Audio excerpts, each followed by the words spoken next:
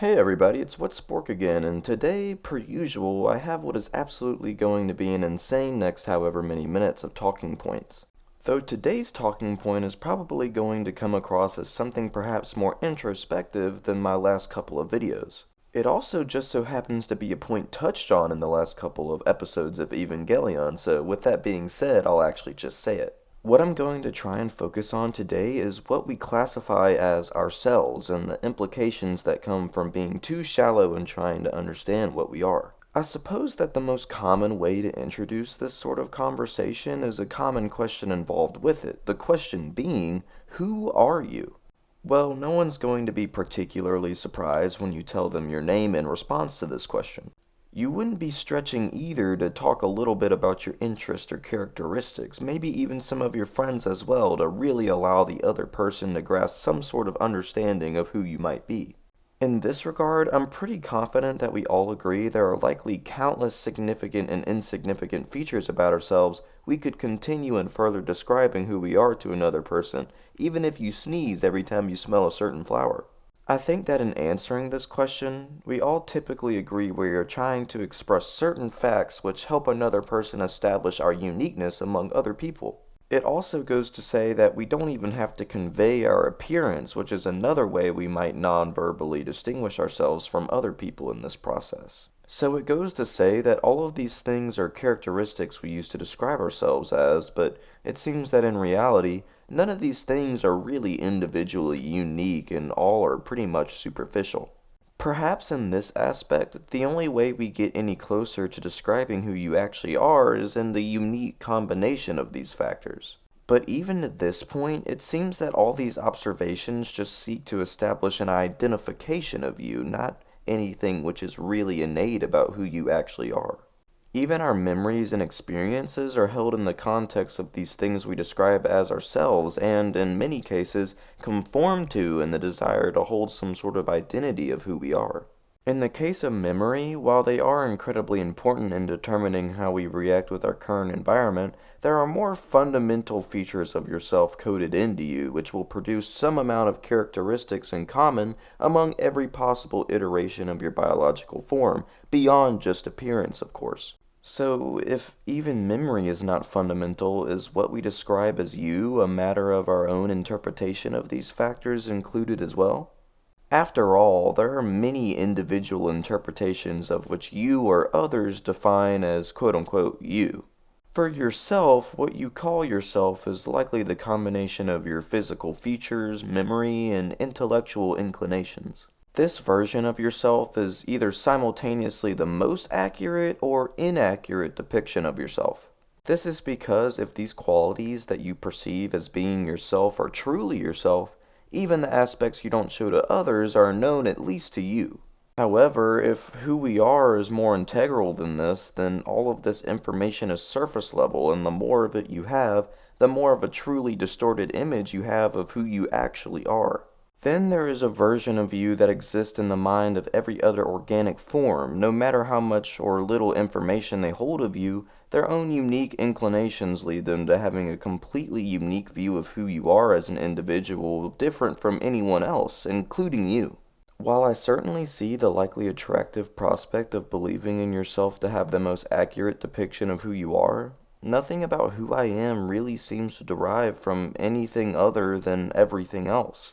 Everything about my view of myself and everything else is entirely dependent on the existence of everything else, but it almost seems foolish to say that everything else is who I am. So perhaps the key to determining who we are is to eliminate everything which is not ourself, and I put this in quotes in my script because of foreshadowing or something, I suppose. So then we sort of wrap around to asking my original question again with a little additive thrown into the mix. Who are you if you are the only thing that exists? Well, first of all, your knowledge or memory of everything is now of something that doesn't exist and never existed. All of the indicators by which everyone, including yourself, described you no longer exist either. You are no longer attractive or ugly because there's nothing that presents physical form but you. You are no longer intelligent or idiotic because there's nothing that thinks but you.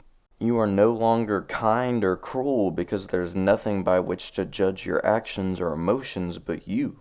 You are no longer valuable or valueless because there's nothing by which your value, if it even exists, could be compared to. Are you even alive or dead if nothing else is anything but always yourself? You can't even be said to be described as your unique interpretation because there is nothing to interpret about anything. But regardless, you exist nonetheless, but can what we describe as you even exist in this state without everything else?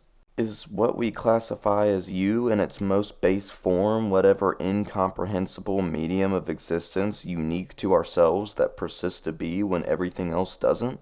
I guess the most I can say to this point is simply that I don't really know. But I would propose that no matter how meaningful or meaningless this form of ourselves is, it is still the progenitor to everything of what we are, no matter how the expression of it is shaped by the existence of everything else. But even at this point, I don't think myself nor anyone else would call life at only this base form anything really meaningful. So while it seems that who we are at the most fundamental level is a mystery to understand for ourselves, at the very least, it seems that what we typically seek to define as who we are is, in its entirety, how different or similar we are to everything else. We're attractive or ugly because we deem others the opposite or the same. We're intelligent or idiotic because we deem others the opposite or the same. We are kind or cruel because we deem others the opposite or the same. We're all assigned some level of value because we're able to place value into concepts which we possess or lack. We're even only alive because there are things through which by several factors we deem different enough from ourselves to be inanimate and us living. But there are grains of information far more fine and unique detail than the difference between the live and dead. How do we seek to obtain even these fine details? Well, thanks to everything else existing, there is no other individual exactly the same as ourselves, but there are plenty we consider extremely similar. While you'd likely have an easy time differentiating between yourself and a squirrel, your fellow humans will likely give you a bit more of a difficult time. I think that amongst our own species, our interactions and attempts to understand others is the key to accessing these finer details about ourselves. Even if everything significant about ourselves depends on everyone and everything else, this attempt to understand ourselves in this context is only a useless plight should you deem it to be. By learning about others, I think we can better find the differences between ourselves and the world that make up what we identify as being ourselves. Even combing through the finest details amongst those as similar to us as possible, but simply unique in that no one else can truly encompass all of what you are. I don't know what you think or if my words will always fall on deaf ears, but there's something I really like about this reality, and I hope that even if everything that I spewed was nonsense, it meant something at the very least in being entertaining. Well, that's about all I have to say for now. Thanks for listening and have a good day, and remember to thank everything else for helping you find a little bit more about who you are.